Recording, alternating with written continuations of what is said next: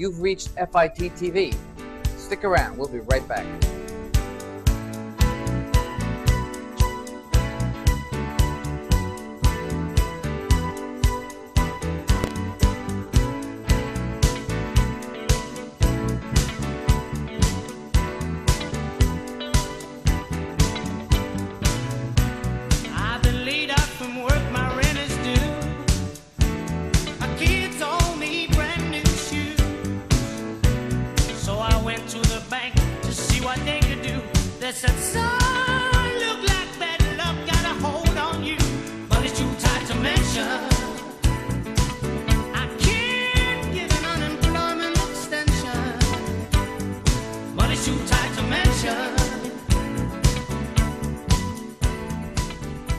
Missing in the Bill of Rights is the right to parent your own children.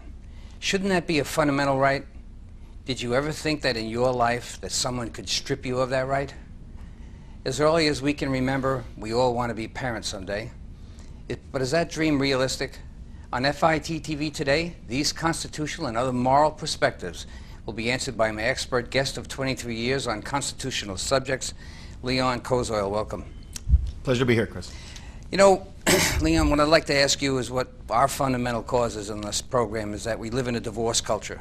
And how do you adjudicate a relationship? I want to ask that open question to you. Does that sound like a reasonable thing to do, adjudicating a relationship? I don't think that courts themselves are inherently competent to adjudicate relationships, as you state.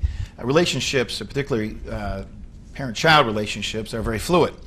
And they change with each passing minute. There are constant, unpredictable variables that occur, and courts are programmed differently. They're programmed by a record, a very, in my view, archaic system, and they're not really able to govern the parent-child relationship. They are able to govern a lot of things in society that the people commit to their care and custody. Children is not something that the people as a whole committed to the care and custody of the government. Instead, the government has seized that without any constitutional authority and led the public to believe that, in fact, it does have this power to essentially control, regulate our children. So you really can't adjudicate it in the sense of what a good parent-child relationship is or should be. Instead, if you look at the 2006 Matrimonial Commission report, for example, to the Chief Justice, in it, one of the points that was made by Justice Sandra Miller. I spoke at that hearing. One of the points that she said is that inherent in our problems is that we try to shoehorn cases into this oppositional framework, cases that are incongruent. You can't get a more incongruent subject matter for litigation than parent-child relationships. And when they shoehorn them into this litigious environment where you are, by nature, by definition, litigation is an oppositional framework. You can't escape that. It's what lawyers do. It's what they're trained to do. In some respects, you can't blame them for what they do. But when we shoehorn parent-child relationships into that environment, you are destroying the family and everything that we know, this inherent right that goes back from a time immemorial, the beginning of civilization. How do you figure that that lasted so long, that the state thought in its infinite wisdom that it could step into that natural sociological environment of family, the institution of family, as you expressed, molding on its own? How did you think the state could come up with a plan to intercept and develop on its own some power base? Well, it really was more or less by accident. Back in 1925, in the case of Finlay versus Finlay, the Chief Justice Benjamin Cardozo, which is, the lawyers really look up to him as one of the great legal icons of his day. And he essentially articulated this parent-patriarch doctrine, the notion that the government is the father of its people. It has ancient derivations. You know, the king is the sovereign over all people. And in its day, in 1925, let's look at the way the environment was. We didn't have a lot of divorces. They were quite frowned upon. And so it was not a big deal for the state to say, whenever you have a separated parenting environment, the state has an automatic interest in this. The children are, per se, in danger because they don't have both mom and dad living in the traditional framework of a home environment. And so the state must step in. Well, and then in its day, it didn't affect a whole lot of people. So people really did, it wasn't on anyone's radar screen. But as time went on, and particularly in the last few decades, you see what has occurred in terms of our moral structure, in terms of our TV influence. And so now we are talking about not just a 5% or minuscule minority of the parenting population. Today we are talking about the majority. Mainstream folks are now in that category that the judge was trying to address at its time. And so now the state is simply acclimated and become a super parent, as I say. And they're ill-equipped to be super. They don't have the resources. They don't have the hands-on experience. They simply cannot physically undertake the literally millions of cases that are coming before our courts today. Sure, as you say, it's an adversarial process, and now all of a sudden you're going to change that and say, oh, well, we have this psychological issue with your family, so we're going to ask you to hire a forensic evaluator of some kind to step back in and now help us with this determination.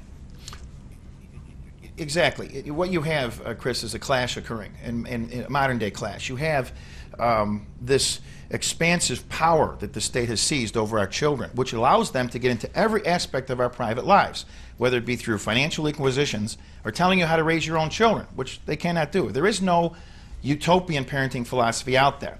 But there's a lot of money in this. It's a multi-billion-dollar industry we're up against. We as parents, and all of us, are in some fashion directly or indirectly involved. But at the same time, what's happening is the Constitution is saying, well, we have a government of limited powers.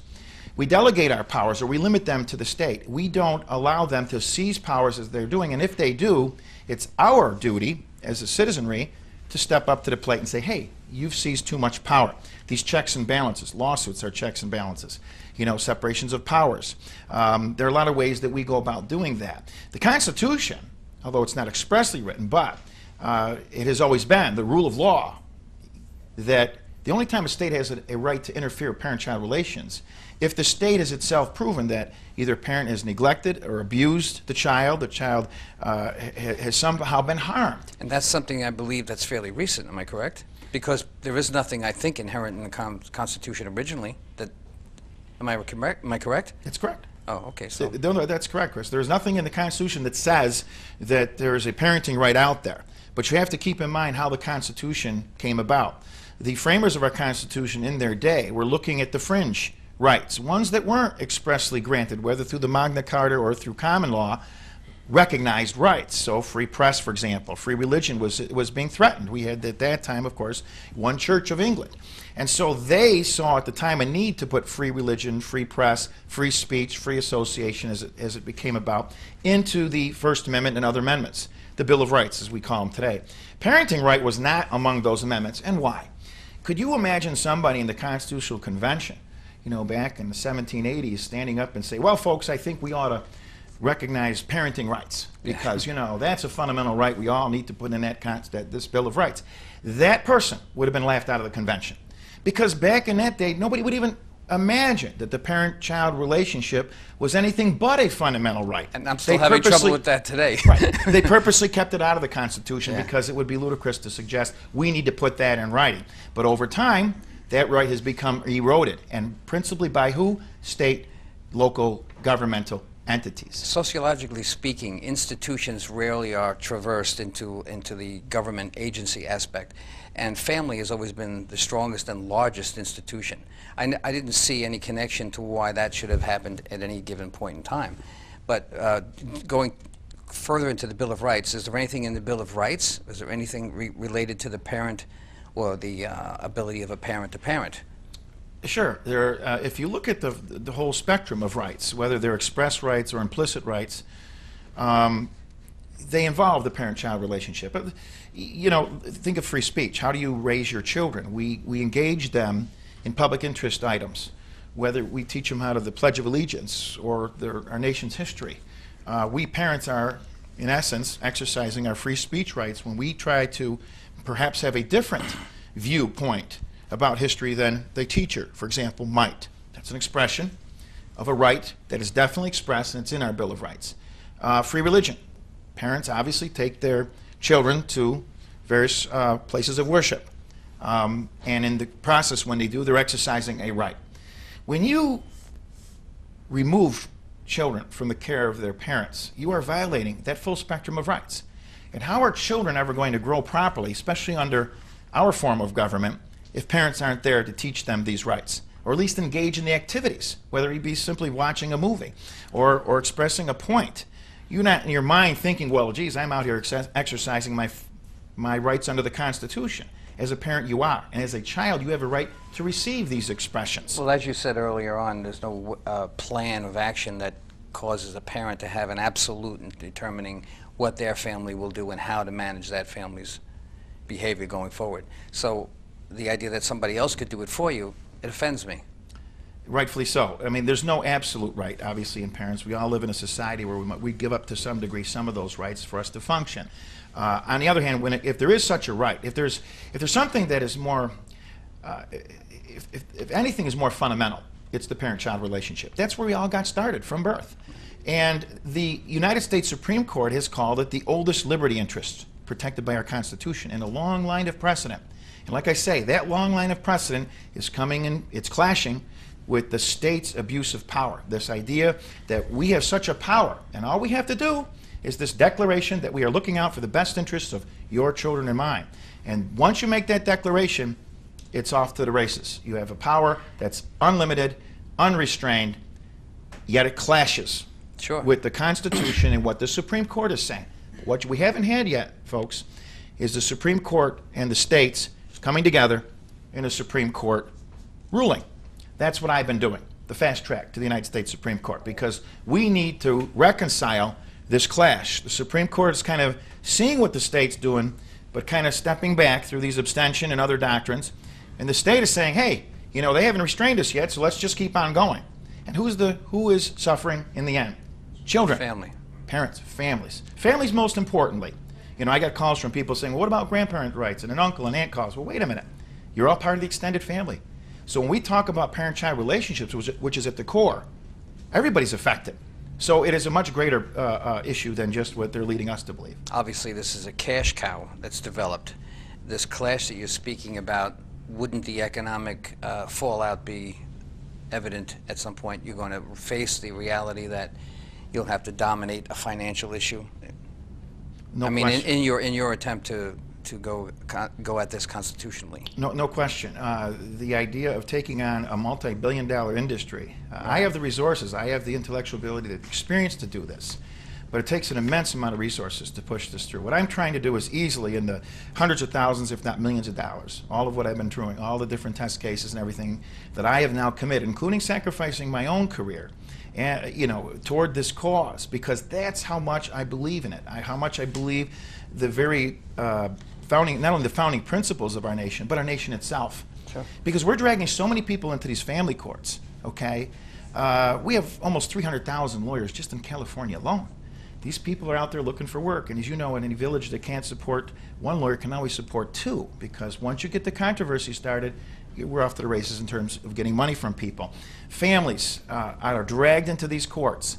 All the employers that are being, you know, asked to garnish wages, all on behalf of the state.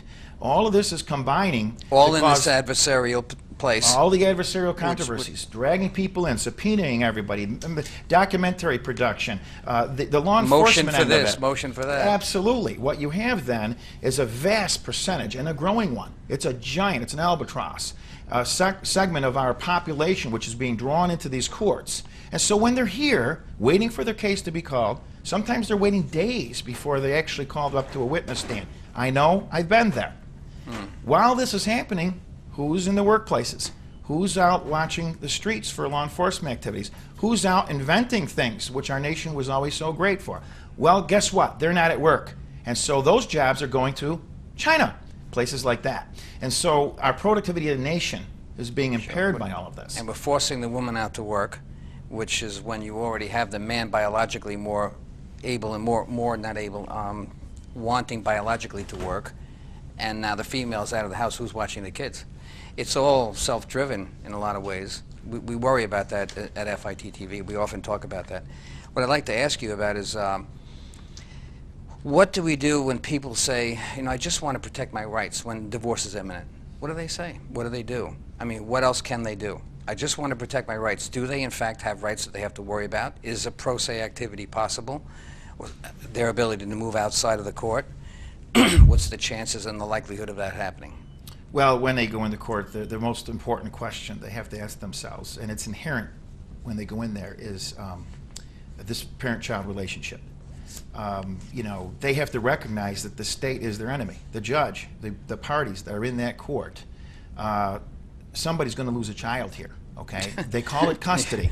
Yeah. And so immediately everybody goes in there with a trepidation, rightfully so, that they're out to harm me, okay?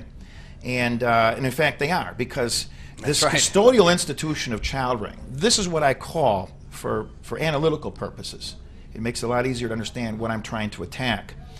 If you take a look at that assembly of laws and processes, and many of them unwritten, okay, and bring them together, we have an institution. We have institutionalized parenting. The state has literally taken over the parenting function. We have socialized our country. Sure. We've done it through the back door. And the more laws that get applied, the harder it is to traverse common sense. Absolutely. Every time something that's on the fringe occurs, they throw a law at it and affects the rest of us mainstream folks in ways that the courts themselves can't make sense out of. No, of course. And so what ends up happening is the state then becomes the functional parent, and they're not able to do it. They can only look through a prism of what's narrowly occurring at a given time. So when people go into court, they have to recognize this, because before they even know it, they're not on the outside. They are now on the outside looking in. If you're a non-custodial parent, and many men in particular, they are non-custodial parents at the time they were born, not when their children were born, at the time when they were born, because they were born physically under New York law, absolutely incapable of becoming a custodial parent. Take the example, one of my test cases, the father separating from the mother when the second child is still in the womb. How does that father get primary caregiving? Can't be done. So for the rest of that man's useful life, he is going to be indentured to the custodial parent, which is a creature of state statute. Well, they've created these entities. The laws have given the power to women to make conception reality for them in either way, or abortion for them either way, and now custody for them either way. So there's no power for a man in a family, in the state, from the state's perspective. They are eroding. Where do you go inside the state to have that protected? The man is on the outside. They even call it visitation. Now, how in the world are we visiting? I'm not visiting my child. That's criminal. Okay? It is. It is an absolute aberration. This is the stuff we employ for my criminal clients in prisons. You know, we're going to have custody. We're going to take you because you committed a crime. We're going to put you in the custody of the state. And then you can engage in visitation processes. Another area that I brought out is, where else do we hear visitation a lot? Access. Funerals. Funerals. Yeah. They are killing. They are literally pronouncing the RIP to fatherhood in America. In New York, it's taken us 10 years to get the word access changed from visitation. And this gives you an example. And even then, Chris, it is nothing more than window dressing. Because the way I'm approaching this is from a functional standpoint. I'm not approaching it from the nice propaganda that they utilize. When they say best interest of the child, they're talking about the best interest of the lawyer. When they talk about, you know, looking out for your children's interest, they're looking out for a multi-billion-dollar industry. And they've just brought everybody into this equation, everybody taking a piece of your fundamental right, and they're torturing it. And so when folks go into court, they have to train themselves. And this is where I get into a little bit about self-representation. Before you get into self-representation, doesn't the federal government want the states to handle these matters? These are state issue laws. You're going to try and now take this state issue and move it. You have to try to explain to me what you're going to do, all right? Because it is a little confusing for us, because I'm always dealing with the state issue. Sure. The federal government has become increasingly involved, as we all know. Title 4D, Social Security Act. The federal government has, through lots of influences, incentive grants, manipulated the states essentially to create a uniform parenting environment. We are no longer the laboratories of states where you could cross the border and find a different kind of a philosophy. We move around in the country because we figure, well, if we go to Wyoming, it'll be different there. Federal government has done it. They said, wait a minute, we don't care about the states anymore. It's essentially what they're saying. We want you all to act the same. We're going to give you incentive grants. You'll go broke if we don't give you these grants. Other states will make out better and can compete better with you. And so they create a uniform set of laws. Because the federal government has done this. Sounds like an opportunity. And the states, therefore, are no longer states. They have lost their sovereignty. They have waived and given up, abdicated what were reserved powers. As a result, they lose their immunity under the 11th Amendment. They become wards of the federal government, no different than Indian tribes, something I'm very familiar with through some of the casino constitutional lawsuits that I was successful with. And as a result, what we have to then do is attack the issue from the federal government's standpoint. And that's why these issues belong in federal court now. No longer in state court, because we don't have to worry about. These are no longer local matters. When you're affecting the productivity of the nation, the healthcare institutions that are burdened by all the folks coming out of these family courts with all kinds of pressing issues, we have a monumental problem. Sure, and the speed at which people traverse state lines in every way, vacation in 7 different states in a day. I mean, there's all kinds of reasons why that makes sense to me. So I look at this as a great opportunity, and this is the first I'm hearing about it. I'm doing this for 11 years. So I'm very happy that you're doing this kind of thing. I hope you're successful with it. The test cases, is there anything you can tell us about any of the test cases that have, valid to us in families in transition? Sure. I have a number of them out there, but the ones that I'm currently doing are in my own right, and some of them have sealed records, so the documents will not be immediately accessible. However, and I think the federal court's doing the right thing. I have to admire what the federal court at least is doing here in my case, because they've understood that parenting is a private matter. It doesn't belong in these public courtrooms. The state, on the other hand, is saying, well, no, this is public interest. Now, let me ask you something, Chris. Does anybody around you really care two hoots what's happening with you and your children? Isn't that a private affair? Hasn't it always been that way? Sure, and if something went wrong with my family, it would be up to me to fix it. Sure, and we give you that right in the first instance. If it spills off in the streets and crimes are occurring, that's when it becomes a public interest. Sure. But no family is perfect. And those who come into family courts and try to tell us what our problems are and how they're going to correct them, some of these people have never had children, they don't know how to correct them, and they have nightmare personal family problems themselves. Absolutely, yeah. So how are they going to give us the utopian philosophy? They can't. Inherently, it wasn't intended that way. Government is way overbearing in terms of the power they've seized. They've done it for money purposes. And as a result, it comes back down to families protecting themselves, parents recognizing that this is a private matter. So one test case is an interesting one. I'll try to do this quickly. It's a case I completed a couple years back. And involved a gentleman who was 3 o'clock in the morning, police came, banged on the door, 3 officers took him out essentially in his underwear while he was sleeping and threw him out of the house on an ex parte, which means one-sided protection order, an application by the ex-wife. And he was accused of everything from animal cruelty to rape to battered woman syndrome, which is a completely abused a syndrome that does not even exist.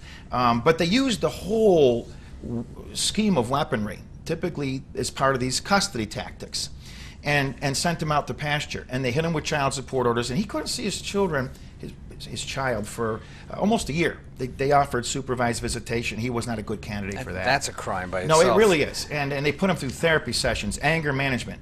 Let me tell you something. If you take a child away from a mom or dad, you better expect there's going to be some anger management. There's going to be some problems. Because the person would be abnormal if they didn't have anger issues. Absolutely true. You're not going to correct them through any kind of therapy. You need to correct the system first. But in any event, after I filed a constitutional challenge, and it was heard, and it was a 47-page opinion came out of this one, which I was quite impressed, that a family court judge was able to put a very well-reasoned opinion together, but recognized that it had limited jurisdiction. Hence the reason why I'm in federal court. But what's interesting that did come out of it is the family court did say this. We were able to the conclusion of that hearing to work out a stipulation, and the father was able to get roughly half time with his child. No more supervised visitation, anger sessions that he failed them all. What struck me as interesting about that case, it's a matter of record now, okay, is that without a hearing, with all those allegations swirling over him, all sworn under oath, in a span of half an hour, a bunch of lawyers got together, the judge issued a ruling, no trial, no hearing, boom, and suddenly he got unsupervised visitation, roughly half time with his child. Now, what does that tell you? It's an awful lot of waste. Well, it tells you what a shame and what a pretext. That sounds like a mediation, by the way. Shows you the futility of the whole custodial process, the whole custodial of institution of child rearing. It's collapsing on its own way. Who can you tell us about in the remaining 6 minutes or so we have left about who the parties are in the suit and in your suit? And also you make a reference in your notes you gave to me about the custodial parent as a part of the suit. I'd like to hear a little bit more about that. Sure, Chris.